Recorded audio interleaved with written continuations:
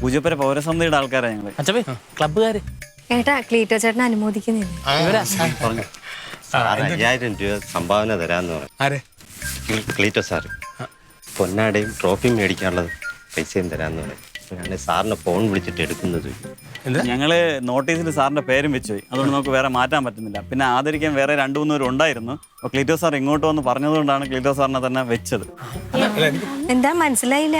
ആദരിക്കുന്നത് നിങ്ങളല്ലേ, അപ്പൊ നിങ്ങളല്ലേ ചെയ്യുന്നത്? സാറ് വന്ന് ഇങ്ങോട്ട് പറഞ്ഞതാ. ഞാൻ ചോദിക്കട്ടെ, നിങ്ങളെ ക്ലീറ്റോ ഇപ്പൊ അങ്ങോട്ട് കണ്ടോ? ക്ലീറ്റോ നിങ്ങളൊന്ന് കണ്ടോ? ക്ലീറ്റോ സാർ ഇങ്ങോട്ട് വന്ന് കണ്ടിട്ട് ക്ലീറ്റോ സാർ എന്നെ പൊന്നാട ഇതെല്ലാം വാങ്ങിച്ചു തരാം, മന്ത്രിയുടെ ഫ്രണ്ടിൽ വെച്ച് ക്ലീറ്റോ സാറിനെ ഇടണമെന്ന് ക്ലീറ്റോ സാർ നിർബന്ധിച്ചതുകൊണ്ടാണ് നമ്മളിങ്ങനെ പെട്ടുപോയത്. ഇപ്പൊ വിളിച്ചിട്ട് ഫോണും എടുക്കുന്നില്ല. നമ്മൾ എന്ത് ചെയ്യും സാർ? ഇന്ന് ഞങ്ങൾ ഉൾക്കാണ്ടം വെച്ചിരിക്കുക. നമ്മളാകെ പെട്ടിരിക്കുകയാണ് സാർ. അവിടെ പോയിട്ട് ഒരുപാട് ജോലികൾ. നിങ്ങൾ വിഷമിക്കണ്ട. ഈ പൊന്നാട വാങ്ങാനുള്ളയും ട്രോഫി വാങ്ങാനുള്ള പൈസ ഞാൻ തരാം. ഈ മറ്റേ 5000 അവൻ്റെ തന്നെ മേടിക്കണം. അവൻ പാർട്ടി ഓഫീസിൽ കാണും. ഞാൻ ഈ പൈസ എന്ന കാര്യം അവനോട് പറയണ്ട. ഇല്ല. സഹോദരിയും ഭാര്യയും മകളും ഇങ്ങോട്ടും ശ്രദ്ധിക്കും.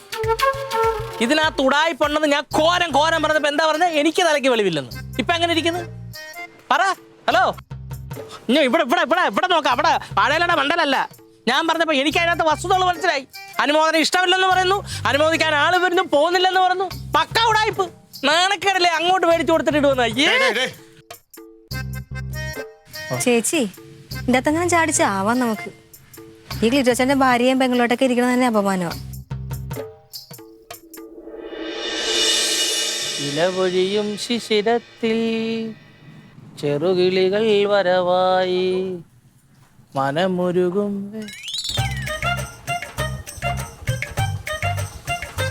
പ്രിയപ്പെട്ടവരെ, പൂജപ്പുര ക്ലബിന്റെ അനുമോദനങ്ങളും ട്രോഫിയും ഏറ്റുവാക്കിക്കൊണ്ട് പ്രിയപ്പെട്ട നേതാവ് ക്ലീറ്റസ് സ്വത്തായി വീട്ടുവാതിൽക്കൽ പച്ച മഞ്ഞ കളർ ഓട്ടോയിൽ എത്തിയിരിക്കുകയാണ്.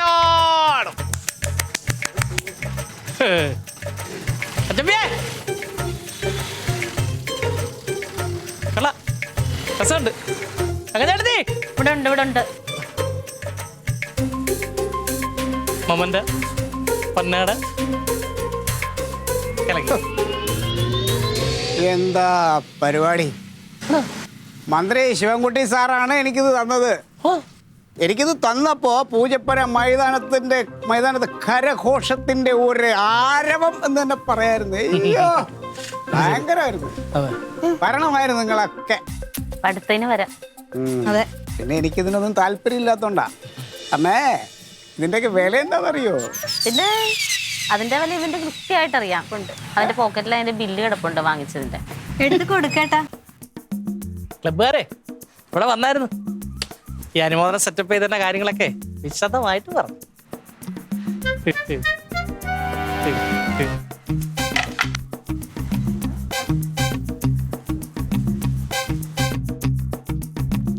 കാശ് കൊടുത്ത് മേടിച്ചത് അളിയ.